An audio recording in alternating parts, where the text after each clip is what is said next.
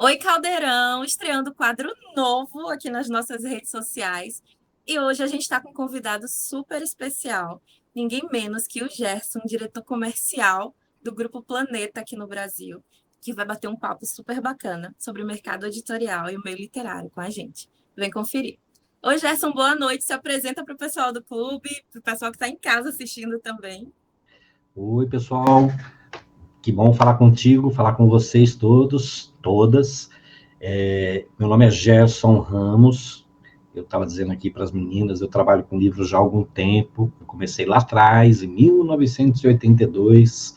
Na próxima semana eu completo 42 anos trabalhando com livro. Sempre na área comercial, tá, Mindy? Sempre trabalhando na área comercial. E, como eu estava comentando um pouquinho antes, fazendo essa integração daquilo que o editor conceitua do livro, levando para a livraria, e quando trabalhei em livraria, aquilo que a editora me trazia, levando para o leitor, né, para o consumidor final. Que bacana. É uma trajetória maravilhosa, né? Como a gente estava conversando um pouquinho antes no off, antes de começar a entrevista. Bom, eu vou passar a palavra agora para a Bruna. Ela vai iniciar nosso bate-papo, né, depois da apresentação. E fica à vontade para você responder da forma que quiser, tá? Então vamos lá, Gerson. Primeiro, eu queria que você falasse um pouquinho sobre o seu trabalho, né? Porque é frequente que a gente veja muitos leitores que tenham interesse em conhecer mais sobre o mercado editorial, mas que também tenham muita curiosidade, seja para trabalhar ou só por questões de curiosidade mesmo. Então eu queria que você falasse um pouquinho sobre as suas competências, né, como diretor comercial e o principal desafio na hora de produzir um livro na sua percepção. Oi, Bruna, obrigado. Bom, gente, a gente estava comentando aqui um pouquinho antes, né? Trabalhar com livro, ele é sempre extremamente motivador, né? O livro é minha vida, né? Toda a minha vida eu mantive um blog durante um bom tempo. Ele está lá ativo ainda, né? Eu não estou alimentando por conta do meu trabalho, né? Tem coisas que eu falava no blog que agora, como executivo de uma empresa, eu não posso falar. E esse blog chama Vivo de Livro, né? Porque Vivo de Livro é toda a minha existência. Inclusive, quando eu faço treinamento para livreiros, para editores, para as pessoas que estão trabalhando no mercado, eu digo, na minha casa, eu não tenho absolutamente uma agulha que não tenha sido comprada, não tenha sido conquistada através do meu trabalho com livro. Tudo na minha vida veio do livro. A minha conceituação de existência, a minha ideia de vida, a minha filosofia de ser, e quem paga meus boletos é o meu trabalho com livro. Então, o livro é toda a minha vida. Então, Vivo de Livro é o blog, e meu Instagram, Vivo de Livro e Viola, e como vocês estão vendo aqui, é o meu passatempo preferido, tocar viola e cantar. Há sempre, assim, uma mitologia de que trabalhar com livro, você vai trabalhar só com livro, você vai estar lendo, vai lendo coisas, você vai estar se divertindo o tempo todo. Não é exatamente assim. O livro, ele tem desafios, né? Como vocês podem imaginar. Construção do trabalho comercial, ele tem toda uma preocupação que a gente tem que ter em fazer com que o trabalho seja bem feito. Ao mesmo tempo que é muito legal que as pessoas tenham essa visão quase romantizada do trabalho do livro, ela chega a ser um problema. Muita gente abre uma livraria imaginando que vai passar a vida conversando sobre livros, tomando café e vivendo uma vida de poesia.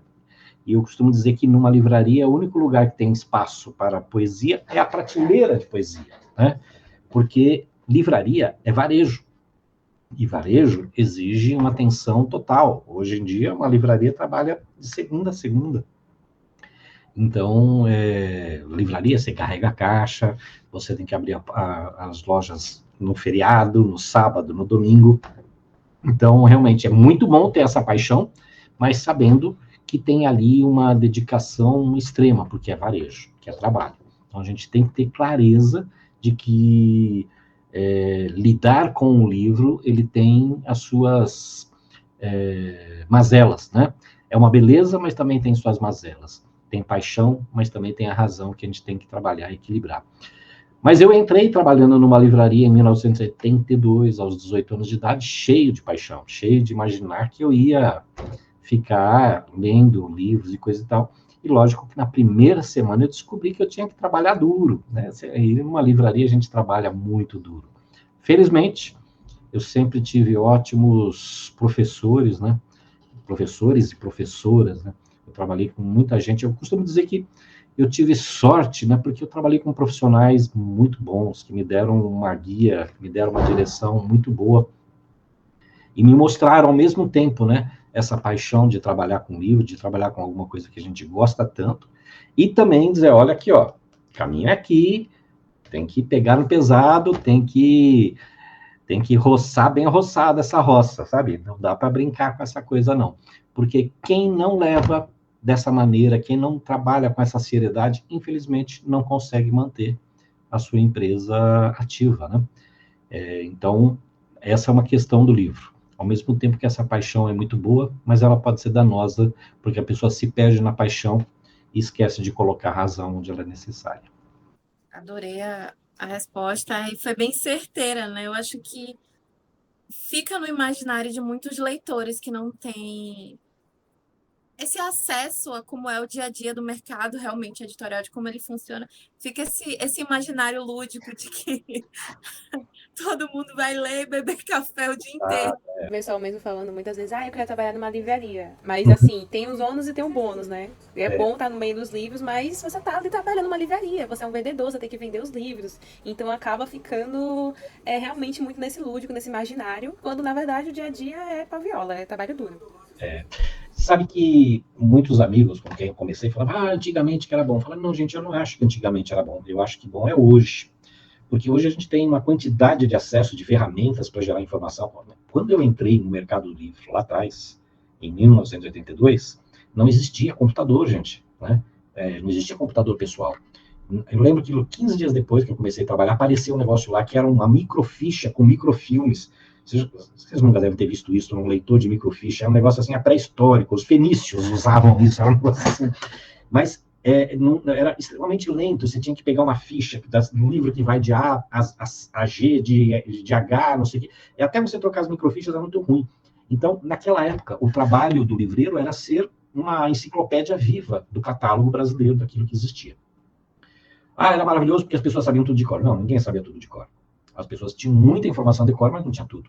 E hoje a gente tem sistemas informacionais com uma infinidade de informações. Você tem os metadados super ricos, que você pode pesquisar um livro por qualquer fonte de referência.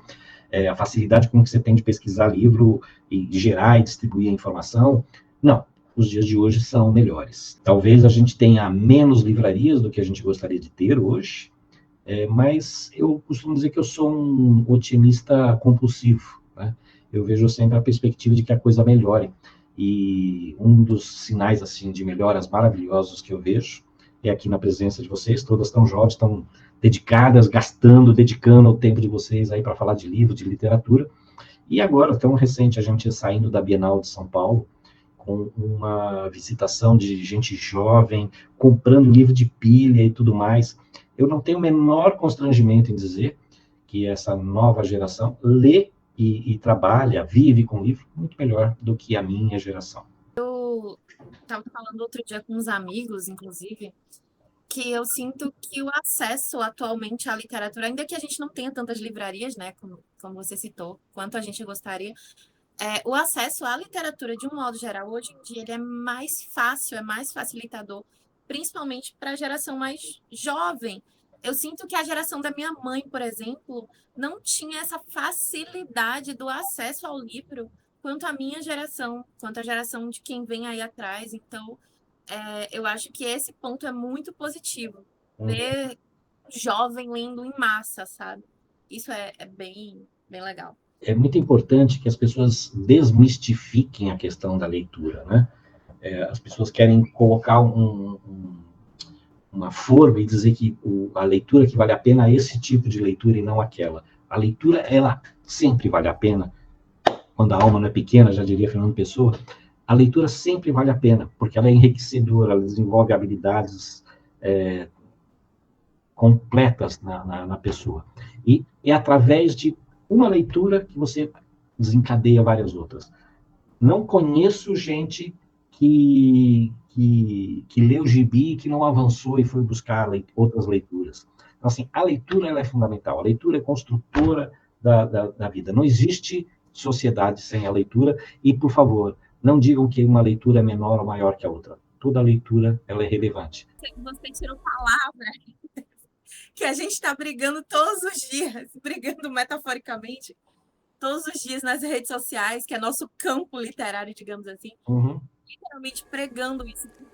O campo de guerra literário, né? Exato. Existem tantas pessoas. É como a gente estava falando, o acesso à literatura hoje é mais fácil. Falar de livros hoje em dia é muito mais fácil. Mas, ao mesmo tempo, tem tanta gente falando de livros e, às vezes, tem opiniões que são muito ditadoras, sabe? Não, só isso aqui que é bom, só isso aqui que presta. E não funciona assim. A gente está o tempo todo falando sobre isso. Hoje a Bru postou um vídeo, agora há pouco, falando sobre o TCC dela. Ela está formando logo na faculdade de serviço social. E ela usou como base um livro de fantasia para falar sobre... Ai, Bru, quer explicar melhor? Porque o TCC é seu, né? Eu tô falando do seu TCC, então você vai explicar melhor. Eu tô usando como base uma saga de romantasia para poder falar sobre negligência familiar. As pessoas, né, vieram comentar comigo o quanto acharam isso tão desnecessário, tão irrelevante, discutir um tema tão importante a partir de algo que não existe. E que seria muito mais relevante, por exemplo, eu pegar um livro de Karl Marx para poder discutir essa questão na sociedade. E isso foi algo até que eu debati com a minha orientadora quando eu decidi pelo tema, porque ela mesma ela disse para mim, nossa, talvez a banca não goste, justamente porque você inicia falando sobre um livro de ficção. Não seria melhor você falar de alguma outra coisa? Tá, mas negligência não existe? Ela, claro. Eu falei, tá, e esse livro ele aborda a negligência, independentemente dele ser de ficção ou não. Ela, mas a banca, eu falei, a banca é cafona, professora. E aí eu pedi a ela a oportunidade, consegui destrinchar bastante o trabalho, e ela achou super incrível, então eu estou dando continuidade, tem sido maravilhoso mostrar até para a universidade, né, para a banca, que ficção tem poder. Qualquer literatura tem poder, contos de fadas tem poder, e desmentir essa ideia maluca de que se você quer adquirir conhecimento, você tem que ler um livro de Karl Marx, um livro de Einstein. Não é só isso. Gente, boa parte da teoria psicanalítica está baseada em cima da mitologia grega, da mitologia romana. Por que isso é menos relevante do que a história que você construiu? E por que vale falar de mitologia greco-romana e não vale falar de mitologias africanas, mitologias indígenas? A quantidade de preconceitos na academia é gigante. Eu acho que a gente tem que lutar contra isso. Não é o meu papel. Meu papel é ser vendedor. Quando eu comecei a trabalhar com livro, meu sonho era escrever também, né? Comecei a trabalhar com livro, não tinha tantos livros em casa, e todos que eu tinha, sem nenhum exagero, eu tinha lido 3, 4, 5 vezes cada um. O maior escritor, assim, do meu coração, o escritor do meu coração, é o Érico Veríssimo. Para mim, é o grande escritor que representa... Se eu tivesse que ser um escritor, eu queria ser o Érico Veríssimo. Eu tinha, sei lá, 2, 3 livros de Érico Veríssimo em casa, e quando comecei a trabalhar na livraria, eu tive a oportunidade de ler tudo do Érico Veríssimo. Eu li a coleção, a saga do Tempo e Vento no metrô, indo e voltando do trabalho. Quando eu li Érico Veríssimo com tanta profundidade, eu falei, gente, jamais eu vou conseguir escrever como esse homem, né? A história de vida que ele tem, a capacidade que ele tem de contar essas histórias, não sou isso. Eu não tenho condições de fazer isso. Mas se eu não tenho condições de escrever, eu vou ser o melhor vendedor de livros que o Érico Veríssimo pode ter. O melhor vendedor de livros que o Érico Veríssimo, que o Jorge Amado, que José Lins do Rego, que todos os autores possam ter. Eu vou me dedicar a fazer isso, né? A fazer com que esses autores e todos os outros possam ser percebidos e recebidos por quem chegar até uma loja e falar assim, eu quero alguma coisa para ler. E eu vou tentar encontrar aquilo que essa pessoa quer ler, aquilo que ela quer ler, né? Fazer que eu seja a ponte, o caminho para chegar até a prateleira e tirar da prateleira aquilo que aquela pessoa está em busca. Pois é, eu acho que é bem isso. Cada pedacinho de quem atua no mercado editorial, cada um ali fazendo alguma coisa, cria toda essa mágica. Então, acho que é exatamente isso. Nem todo mundo nasceu para ser escritor, para ser autor, né? Mas todo mundo que se dedica, que gosta, que ama realmente, fazendo algo para contribuir, a gente chega longe. E nos conscientizarmos desse papel, né? A gente tem que se investir desse papel para poder fazer a coisa seguir. E é muito prazeroso, né? Você indicar um livro e a pessoa falar, poxa vida, era isso que eu queria muito ler isso aqui, você encontrou, né? Você conseguiu decifrar, né, a minha charada, é muito prazeroso. E lógico, como vendedor de livro, receber comissão também é muito bom. Pois é. Bom, continuando, sabemos que o mercado editorial, né, vive em constante mudança e precisa cada vez mais acompanhar, né, as tendências e o que o público leitor quer, né? E aos poucos a gente tem visto audiobooks crescer no meio literário, né, cada vez mais. Hoje em dia na Amazon quase sempre você clica no livro, no link do livro, e aí tem lá a opção e-book, livro físico, audiobook e tal. Do ponto de vista de gestão comercial, você acha que o audiobook vai acabar eliminando o livro físico algum dia, ou o e-book, algo assim? Você acha que eles vão caminhar lado a lado aí? Como eu falei agora há pouco para vocês, né, já vai aí para mais de 4 décadas que eu estou trabalhando com livro. No dia 1 que eu comecei a trabalhar com livro, alguém falava, o livro vai acabar. E eu estou aqui até hoje, como eu falei para vocês, vivendo de livro, né? Eu vivo de vender livro impresso. Eu gosto muito dos formatos digitais. O formato digital, somando o e-book e o audiobook, hoje ele não passa de 10% da venda total de livros no Brasil. E mesmo as pessoas que consomem, tanto na versão de áudio, tanto na versão de e-book, também consomem a versão de impresso. Então, essa visão apocalíptica do final do livro, ela simplesmente não existe, não vai acontecer. Como eu disse agora há pouco, eu sou um otimista convicto, né? Você sabe o que eu acho que vai acontecer? O audiobook vai trazer para a leitura quem ainda não é leitor. Quem está ali só passando as telinhas dos Reels, vai começar a ouvir um audiobook e vai falar, poxa, interessante esse autor, né? Será que eu leio? Depois de ouvir um livro dessa pessoa, eu posso ler um livro dessa pessoa? Esse assunto que eu acabei de ouvir um audiolivro, será que não me interessa ler um livro mais aprofundado e me aprofundar nessa questão? Porque profundidade num tema, somente a leitura dá. Isso é provado por várias pesquisas. Nada retém mais atenção do que a leitura. E principalmente a leitura no meio físico. A leitura no meio digital, ela acaba tendo umas dispersões, mas ela é funcional, ela tem uma função. E eu não vejo nem o e-book, nem o audiobook como concorrente do livro físico. Eu os entendo como complementares ou como auxiliares para a construção da leitura. Então, acho que essa é uma discussão que meio que o mercado já superou, e vejo essas novas mídias, esses novos formatos, esses novos meios, como uma oportunidade da gente atrair para o mundo do texto, seja ele lido, seja ele falado, a um público que hoje ainda não teve tanto acesso a isso.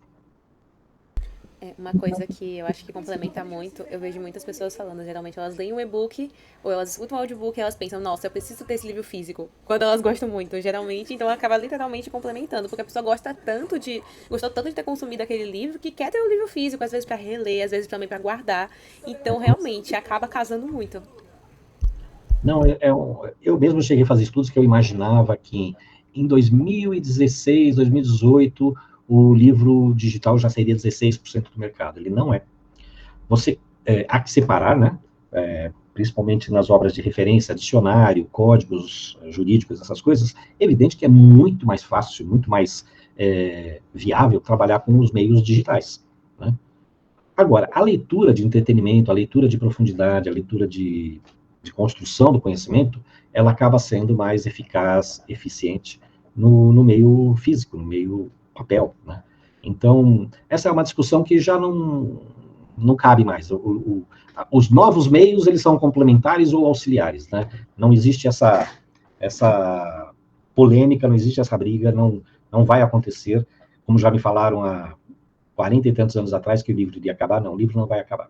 São mais de 500 anos, desde a primeira Bíblia de Gutenberg, que o livro só faz crescer, né? E você vê com tanta informação na internet, a quantidade de gente indo numa Bienal e saindo com pilhas de livros debaixo do braço. Eu incluída. Eu fui na Bienal de São Paulo, vim com 10 livros na mala, que eu sou de Salvador, e vim com 10 livros na mala.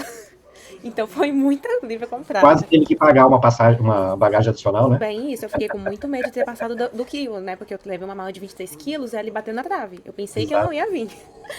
Aí, aproveitando que a gente tá falando, né, de Bienal, uma das coisas que tem vindo muito, né, no mercado editorial brasileiro são as tendências, principalmente que vem de fora. Romantasia mesmo tá muito em alta no momento. Então eu queria que você pudesse responder qual a maior dificuldade em acompanhar as tendências do mercado editorial brasileiro. E como é que essas tendências ditam as operações editoriais, as vendas? Você sabe que o mercado do livro, ele trabalha com essa coisa que a gente chama do zeitgeist, né, que é o espírito do tempo, né? Ele vai alternando, e eu vivi muitas transformações, gente, muitas transformações. Quando eu comecei a trabalhar em livraria, a área de ciências sociais era uma área extremamente forte, e foi migrando, aí vai para esoterismo, depois foi para autoajuda, depois foi até livro de colorir já virou uma moda gigantesca, e isso é natural. Você veja, com todas essas transformações, o mercado, eu acho que o mercado editorial, ele acaba sendo mais veloz e o mais prolífico, né? Ele produz uma variedade de produtos para atender essa demanda muito maior do que a indústria cinematográfica, até mesmo a indústria fonográfica, porque a produção de audiovisual, a produção fonográfica, ela demanda um tempo muito grande. O processo de produção de um livro ele também não é tão simples, mas acaba sendo muito mais rápido. E muitas vezes o que acontece, muita gente já tem muito material pronto, que as editoras absorvem e colocam no mercado muito rapidamente. Esse espírito do tempo, ele é natural, isso acontece. E, lógico, nós estamos falando de empresas que querem vender, né, e querem ter lucratividade. E vai tentando entender o que está acontecendo. Como eu disse para vocês, eu vivenciei muitas mudanças, muitas transformações no mercado editorial, mas nunca essas mudanças foram tão profundas e tão rápidas quanto nos últimos 5 anos. Em 2018, a gente teve, especificamente no mercado editorial brasileiro, a recuperação judicial das 2 maiores redes de livrarias do Brasil, Saraiva e Cultura, quando o mercado mais ou menos já tinha absorvido esse baque, tentando controlar e manter a operação funcionando. Em janeiro de 2020, nós viemos com a pandemia. E a pandemia fez parecer que o consumo do livro aumentou muito, mas, na verdade, a minha interpretação, a minha leitura, é que ele não aumentou tanto. O que aconteceu é que houve uma migração das vendas que aconteciam em pontos de venda que não eram medidos pelos institutos de pesquisas, como, por exemplo, o Bookscan da Nielsen, que quando ocorreu a pandemia, as livrarias pequenas, de médio porte, estavam sem capacidade operacional, não tinham capacidade de vendas remotas. Toda essa demanda foi para livrarias ou para empresas, para e-commerce, que já estavam pontuando e oferecendo informações para o painel de estatística da Nielsen e Bookscan. Então, pareceu que houve um grande aumento ali, mas, na verdade, não houve, né? Eu insisto muito que a leitura, o acesso à compra do livro depende de algumas variáveis, que é preço, né, que é a temática apropriada, e o ponto de venda fácil e acessível, né? Esse é um ponto extremamente sensível no nosso negócio, que a gente tem poucos pontos de venda. Essa é uma questão muito sensível, né? A gente tem poucos pontos de venda no Brasil. A gente brinca, o Tostines, acho que vocês não conhecem essa propaganda, né? Mas é um tema que a gente usa muito, que é o Tostines vende mais porque é fresquinho porque vende mais. Depois vocês procuram no YouTube, vocês vão achar essa propaganda. É uma velha propaganda que dizia, o que faz a coisa acontecer? Vende-se mais livros porque tem mais livrarias ou tem mais livrarias porque vende-se mais livros? Quanto mais pontos de venda houver, quanto maior a facilidade, quanto mais livros com preços acessíveis, as mais diferentes e variadas características de público, maior vai ser a venda do livro. E aí sim, voltamos àquela questão, precisamos derrubar o mito que o livro que interessa, o livro que vale a pena é este. Não importa qual é esse que a gente fala. O livro que vale a pena é o livro que está ao nosso alcance para ser lido. Ele pode ser comprado, que ele pode ser emprestado. Esse é o livro que vale a pena de ser lido. Tirando coisas absurdas, né?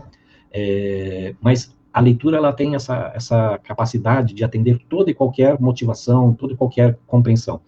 Então, voltando, nos últimos 5 anos, o mercado editorial passou muitas transformações, principalmente no ponto de vista da redução dos pontos de venda, por conta do fechamento dessas 2 redes que eu comentei, e porque houve uma necessidade de se readequar. As livrarias que permaneceram no negócio, elas fizeram ajustes na sua operação, diminuíram a sua área de venda, lojas de 1.500 metros, 1.000 metros, reduziram, viraram lojas de 700, 400, 500 metros quadrados, e também aumentaram a oferta de produtos, mix de produtos de outras categorias, para poder ter uma compensação, ter um preço médio que compense a operação. Tudo isso aconteceu nesses últimos 5 anos, que foram os mais revolucionários do mercado editorial, de tudo que eu vivi até agora. Não é fácil um mercado que tinha 2 redes, que representava 40% das vendas de todas as editoras, de repente, de uma hora para outra, essas empresas fecham. E quando você começa a se recuperar dessa hecatombe, desculpa, vem uma pandemia que põe todo mundo dentro de casa e que muda totalmente a forma de operar. Só que mais do que isso, não só mudou a maneira de operar, como mudou o perfil de consumo. O tipo de livro que se vendia antes da pandemia e o que se vendeu depois modificou-se. Eu falo pelo meu caso na Planeta. Nós tínhamos uma venda muito expressiva daquilo que a gente chamava dos filósofos pop, Cortella, Karnal, Clóvis de Barros, Monja Cohen. E quando veio a pandemia, no primeiro momento esses autores tiveram uma demanda forte, mas o que aconteceu? Os livros dedicados à saúde mental, autocuidado, desenvolvimento pessoal, que não eram autoajuda, que eram coisas tratando principalmente da saúde mental, tiveram uma demanda, uma procura muito forte, e modificou-se o padrão de consumo, ao ponto da gente ter criado um selo, o selo Paidós, com autores excepcionais, que trouxeram esse volume de venda à frente. Nós temos ainda, uma psicanalista super respeitada, de profundidade, na lista dos mais vendidos, nos primeiros pontos, durante 6 meses. Não é trivial, não é uma coisa comum, né? Isso que eu falo é o espírito do tempo. O livro, ele é capaz de fazer essa leitura do espírito do tempo muito rapidamente, é um produto que ele consegue atender essa demanda muito rapidamente. Cabe, aí sim, respondendo a pergunta, depois de fazer esse parênteses enorme para chegar até aqui, cabe a gente, no mercado editorial, nas editoras, nas livrarias, sermos capazes de ler as tábuas, né, dos mandamentos e dizer, peraí, é por aqui que o pessoal está buscando alguma coisa, e vou aqui atender essa demanda.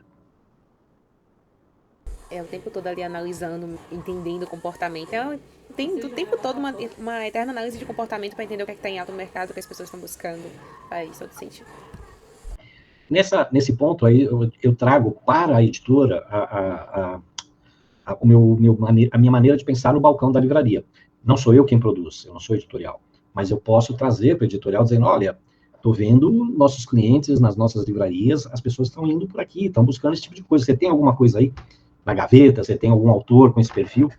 E aí que entra a parte importante, que é a parte muito sensível das editoras, né? Dessa comunicação eficaz, né? Que a gente, felizmente, temos hoje na Planeta, que é o editorial transmitir uma informação que a gente consegue apreender, entender e levar para o nosso cliente. E quando o cliente devolve, né, essa informação, a gente traz o editorial, o marketing, consegue fazer essa leitura e falar, opa, temos aqui uma oportunidade.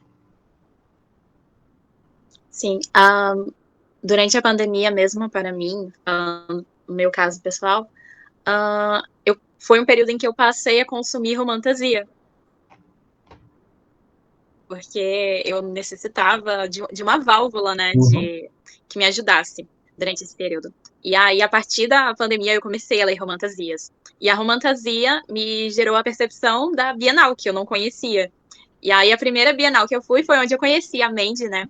E aí, a gente começou a falar sobre romantasias. Então, você vê onde tudo isso leva.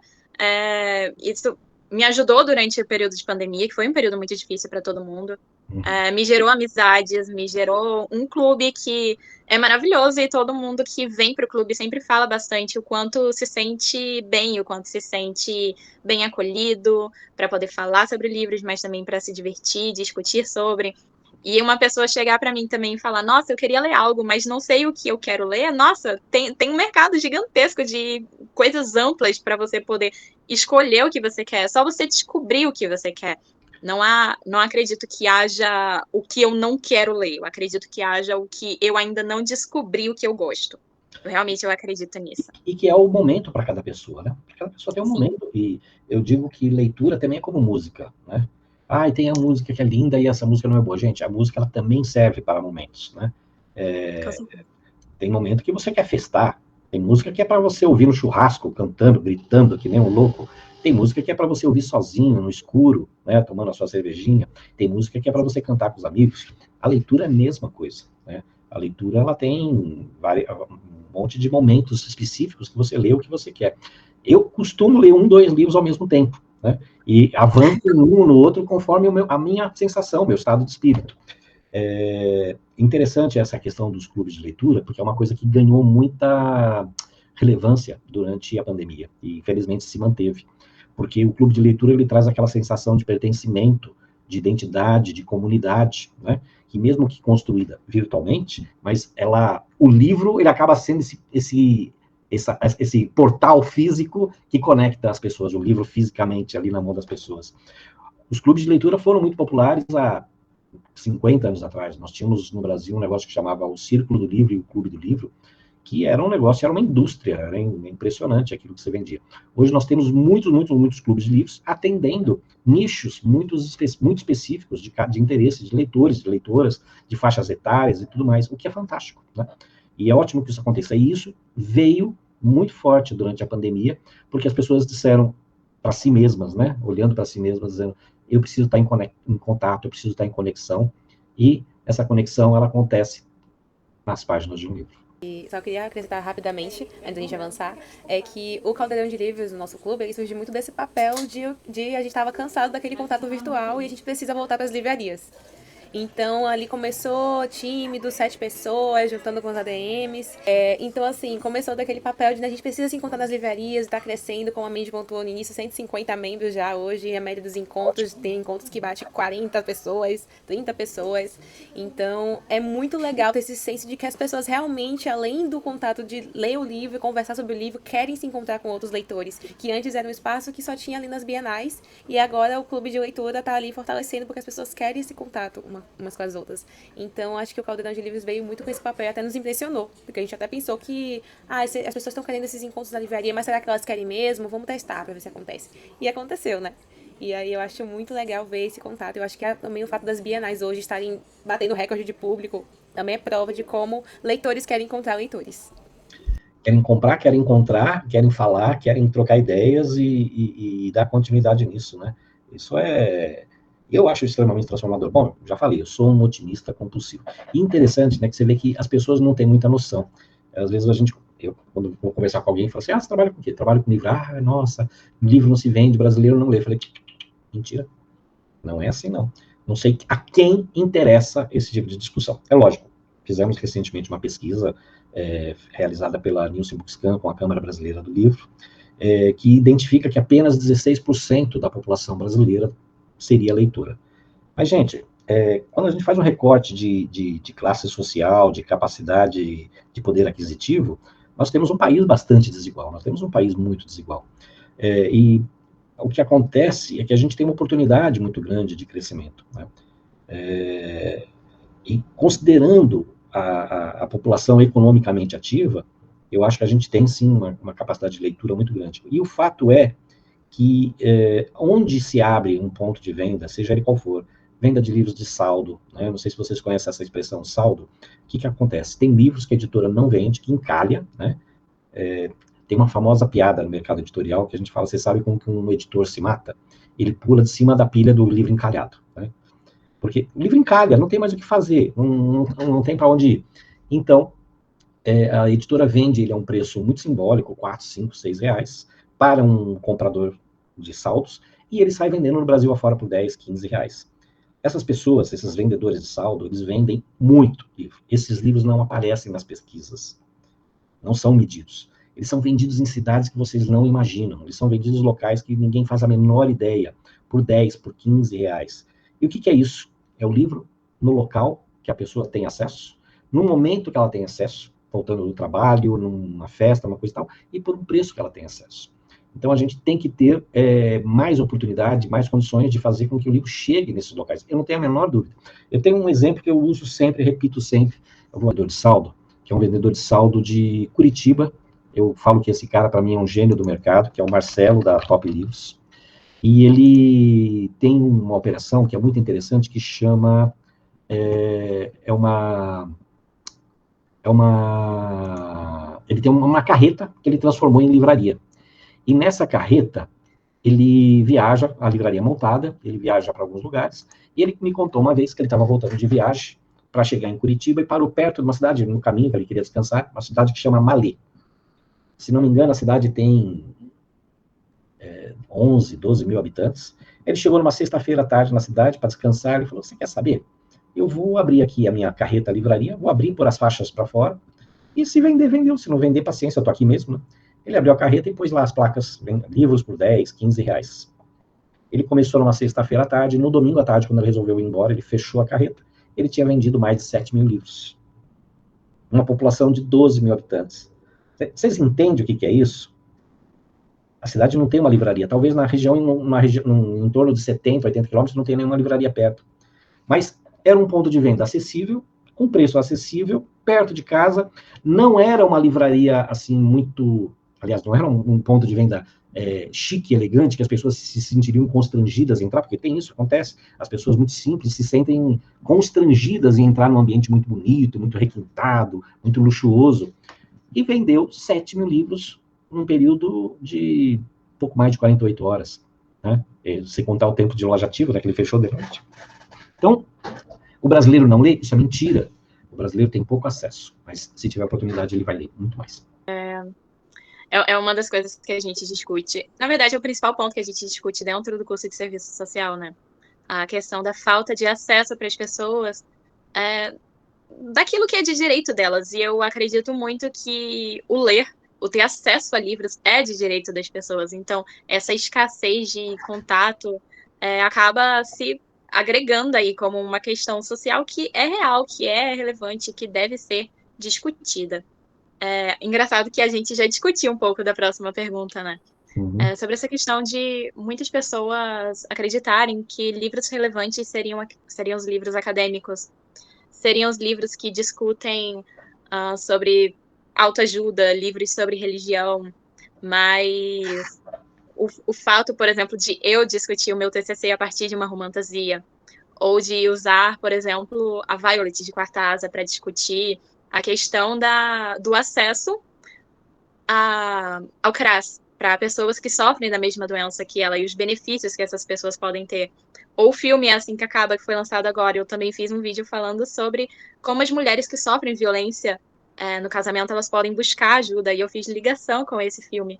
Uhum. E para mim é chocante que as pessoas cheguem e falem que esse tipo de literatura não é relevante, não é importante, que você deveria ocupar seu tempo com outros tipos de livros, como se eu estivesse entediada ou se eu quisesse me divertir, me distrair, passar um domingo à tarde lendo Capital de Karl Marx. Não quero. Obviamente vai ter gente que vai querer fazer, mas não é muito minha praia, não.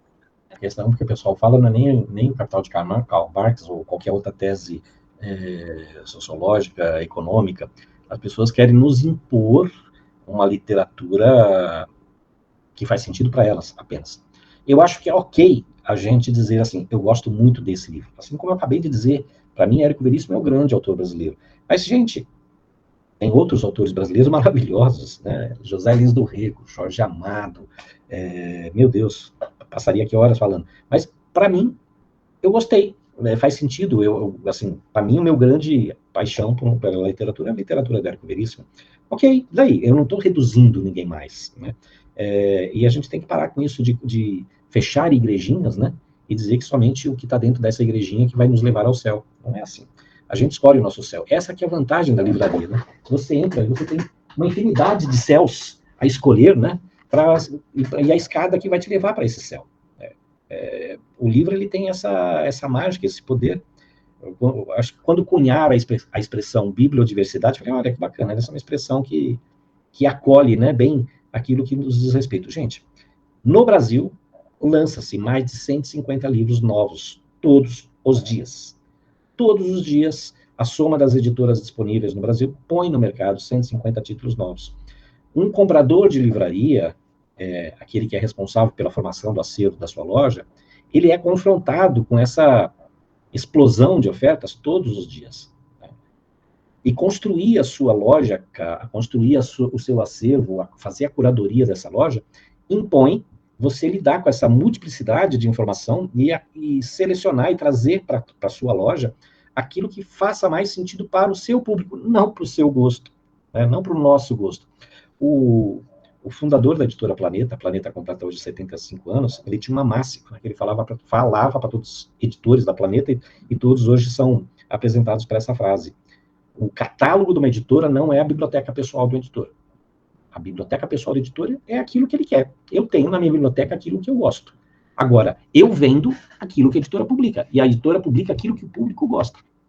Ponto passivo. Essa é a lógica do negócio. Por quê? Porque ninguém tem a chave da sabedoria. Não existe isso.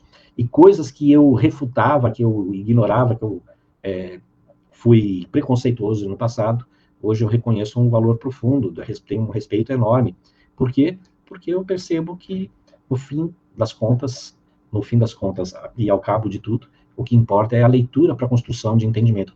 No momento em que a gente vive hoje com uma cultura da desinformação, eu não gosto de usar a expressão fake news, né? Eu acho que a expressão fake news é uma maneira de enganar, porque isso é mentira, né?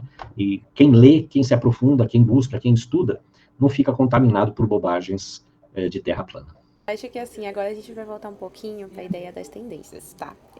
Então, vamos falar aqui agora rapidinho sobre as redes sociais. A gente sabe que as redes sociais, elas têm sido responsáveis por ditar algumas tendências. E muitos livros populares na gringa têm virado febre aqui no Brasil. Aí a minha pergunta para você é o seguinte, como funciona a lógica de distribuição desses fenômenos literários? E aí eu vou dar um exemplo de Quarta Asa, que estourou na gringa, está sendo muito sucesso aqui no Brasil, ainda mais com a chegada de Chama de Ferro. E a gente queria entender como é que funciona essa logística de distribuição. Bom, a distribuição do livro, ele é o grande desafio para quem quer entrar no mercado. Qualquer um de nós pode montar uma editora. Você tem poucos entraves para montar uma editora. Nenhum outro mercado tem essa característica. Qualquer um consegue entrar no mercado. Você não deixa de ser um funcionário da indústria automobilística e monta a sua própria montadora de automóveis. E assim você faz com outras coisas. Mas se você é um funcionário de uma editora, você pode montar a sua editora. Assim você sai desde que você consiga alguns poucos investimentos. E se der a sorte de um livro cair no gosto público, aquilo transforma e muda a vida de todo mundo. Então a gente costuma dizer que o mercado editorial ele é um mercado que ele tem poucas restrições para novos entrantes, né, que é um conceito que se utiliza na construção de um negócio. O maior desafio, né, se você for fazer uma análise de desafios, oportunidades, riscos, oportunidades de um novo negócio no mercado do livro, é a capacidade de distribuição física do livro e a capacidade de investimento em marketing. A capacidade de distribuição física tem a ver com você ser relevante o suficiente, ser uma editora relevante o suficiente, para ser atendido pelas maiores editoras do país. Uma livraria, ela tem, em média, entre 150 a 200 diferentes fornecedores. É uma enormidade. Eu acabei de falar para vocês que são lançados 150 títulos novos por dia. Você pega aí um supermercado como um Carrefour, um grande hipermercado, ele tem, no máximo, 16 mil tipos diferentes de produtos, que a gente chama de SKU, né? Uma livraria de 100 metros quadrados, ela pode ter 20 mil títulos diferentes dentro dessa loja. Um grande Carrefour, como eu falei o exemplo agora para vocês, ele pode ter uma loja de 40 mil metros quadrados. Uma livraria de 1.500 metros quadrados, ela pode ter 100 mil títulos diferentes. É uma enormidade gigantesca. Então, as dificuldades do mercado editorial têm a ver com a distribuição e a capacidade de divulgação. A distribuição, voltando mais uma vez, tem a ver com você ser relevante o suficiente para ser um fornecedor direto de uma dessas livrarias. O que acontece é que a maior parte das livrarias trabalha no máximo aí com 100 diferentes fornecedores, entre distribuidores e editoras, e faz a sua composição de mix com esse conjunto aí de fornecedores, porque não tem capacidade operacional de trabalhar com uma variedade tão grande de fornecedores. Então, o desafio da distribuição tem a ver, primeiro, com essa capacidade de ser relevante, ter um catálogo, ter um conjunto de lançamentos, uma quantidade e a qualidade de lançamentos que tornem a sua empresa relevante para esse conjunto de livrarias. E a questão do marketing tem a ver com a sua capacidade de investimento. Lógico que a rede social, ela simplificou e acabou barateando o investimento necessário para fazer um livro ser divulgado. Até uns 20 anos atrás, a grande publicidade de um livro era ser resenhado gratuitamente num jornal, numa revista. Isso faria o sucesso. Ou então, um autor ir dar uma entrevista. Antigamente, o Jô Soares era um grande vendedor de livros, como já foi a Maria Braga, como agora parece que o Bial tem sido um grande alavancador de vendas de livros também. Mas a rede social, ela assumiu esse papel, e lógico, na rede social qualquer um pode investir o suficiente para ter uma certa visibilidade. Mas aí depende de você ser capaz também de distribuir e estar com seus livros nos pontos de vendas mais variados possíveis, sejam eles livrarias físicas, sejam eles grandes e-commerces do livro. Não é tão simples. Hoje é mais fácil do que no passado, por isso temos muito mais editoras do que tinha no passado, mas continua sendo um desafio bastante grande. Não é tão simples. É fácil abrir uma editora, difícil é fazer ela sobreviver. É por isso que a gente acabou vendo, né? A gente está nas redes sociais o tempo inteiro durante a pandemia. Algumas pequenas editoras não sobreviveram, né? Ou foram incorporadas de médio ou grande porte. Isso tem acontecido bastante.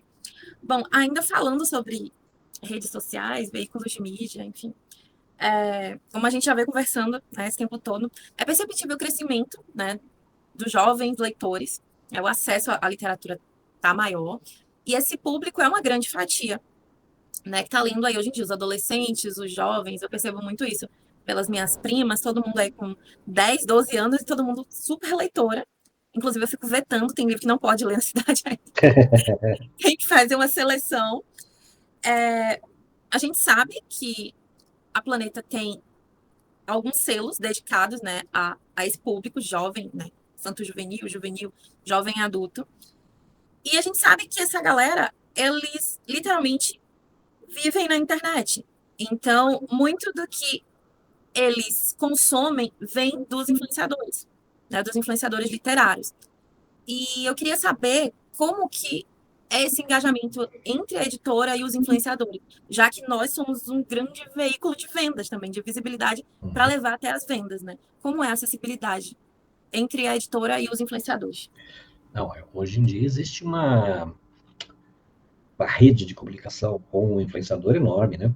O influenciador hoje, ele tem, se não o mesmo status, um status maior do que tinha os jornalistas dedicados à literatura e à crítica literária na mídia impressa, né? Principalmente em jornais e revistas. Na TV e rádio, nunca o espaço foi tão grande assim, mas havia sempre algum espaço. Mas os espaços mais disputados eram os cadernos literários dos grandes jornais e as revistas, né? Um autor que tivesse uma entrevista feita nas páginas amarelas da Veja, assim, era um argumento para você mandar rodar uma nova tiragem do livro. Mas os tempos são outros, né? Hoje, um influenciador pode mudar toda a história da vida de um livro. Para usar um exemplo nosso, a gente tinha o livro da Rupi Kaur, quando foi lançado. É uma poetisa de origem indiana, radicada no Canadá, que faz poesia feminista, né, com um engajamento muito forte. O livro ia vendendo bem, até que a Juju fez uma matéria falando sobre esse livro, e a gente fez também um vídeo com várias atrizes lendo textos desse livro. Bom, vocês podem imaginar, poesia não é exatamente o gênero de maior volume de vendas. Nós mantivemos por mais de 6 meses o livro da Rupi Kaur, Outros Modos de Usar a Boca, na lista de mais vendidos, em primeiro lugar, durante mais de 6 meses, um livro de poesia feminista. Aí vocês veem o impacto, a força de uma pessoa, um influenciador, falando para o público certo. Mas, mais uma vez, não é só o influenciador em si, não é só a qualidade do livro, é a soma do momento. Aquele era o momento daquele livro chegar, as pessoas queriam ler aquilo. A nossa editorial teve a sensibilidade de fazer a seleção e edição desse livro rapidamente. A gente acreditava na força do livro, mas jamais você imagina que um livro de poesia feminina vai vender 250 mil exemplares no ano. Né? Nem nos nossos melhores sonhos dourados. E acontece. Né? E essa é a integração do trabalho com o influenciador. Mas aí também não é qualquer influenciador. Né? Cabe a sensibilidade da editora, cabe a sensibilidade do influenciador, saber que ele vai estar falando de um livro que tem a ver com o público dele, a editora saber que está levando um título para um influenciador que fala com o público que tem a ver com o tema daquele livro. Então, não é só o número de seguidores, não é só o engajamento, é a leitura correta do tempo, você está habilitado, preparado para isso. Existe uma fórmula? Não, não existe uma fórmula. Porque as coisas se transformam, as coisas vão mudando. E tem se mudado muito rápido ultimamente, né? Então, estar sintonizado o tempo todo é fundamental. Eu sempre dizia, né, que passava assim 2, 3 anos, falava assim, o que eu fazia 3 anos atrás não dá mais para fazer. No tempo da pandemia isso mudou assim, o que eu fazia no mês passado não dá mais para fazer. E hoje a gente fala assim, eu tenho uma estratégia que ela vale para esse mês, não sei se ela vale para o mês seguinte, porque a sociedade está em constante transformação. Eu acho que as placas tectônicas do hábito de consumo do livro, elas ainda não terminaram de chacoalhar, né? Já deram aquela chacoalhada brava, mas elas ainda estão se acomodando para a gente, talvez, ter aí, mais, sei lá, 3, 4 anos de uma tendência que vai permanecer e tudo mais. Mas eu diria que não dá para a gente sentar na cadeira de praia, ficar tomando a caipirinha, imaginando que está tudo ok, porque tudo está se transformando muito rápido. Verdade, concordo. E como você falou, cabe também muito ambas as partes, né, nesse trabalho, influenciador e editora, saber qual livro cabe para o próprio público. Isso é algo extremamente pontual e realmente verdade. Assim, eu vejo, falando aqui da minha galera, que são os influenciadores, eu vejo muita gente, às vezes, louco para trabalhar com uma determinada editora, mas ele próprio não trabalha aquele tipo de nicho. Então acaba ficando muito difícil, realmente, esse acesso. Tem que fazer sentido para ambas as partes. Gerson, eu acho que por hoje é isso. Bom, Muito obrigada por ter topado essa conversa com a gente, tá? De verdade. Agradecemos muito em nome do clube. E quem sabe a gente volta a conversar futuramente, né? Talvez uma entrevista ao vivo, chamar todo mundo do clube para um bate-papo. Se vier em Salvador, avise para poder você conhecer nosso clube. tomarei providências para fazer isso. Posso deixar uma mensagem para o pessoal do clube? Lógico. Claro, à vontade. Pessoal, leiam, sem medo, sem vergonha e principalmente sem pressa. Então, Caldeirão, esse foi o nosso bate-papo incrível. A gente gostaria de agradecer aqui pro Gerson pelo bate-papo, foi incrível, super enriquecedor. A gente aprendeu mais sobre como funciona o esquema do mercado literário, essas dúvidas que a gente costuma ter. Mais uma vez agradecendo e mais uma vez obrigada, Caldeirão, por ter assistido até aqui. Até a próxima. Obrigado, gente.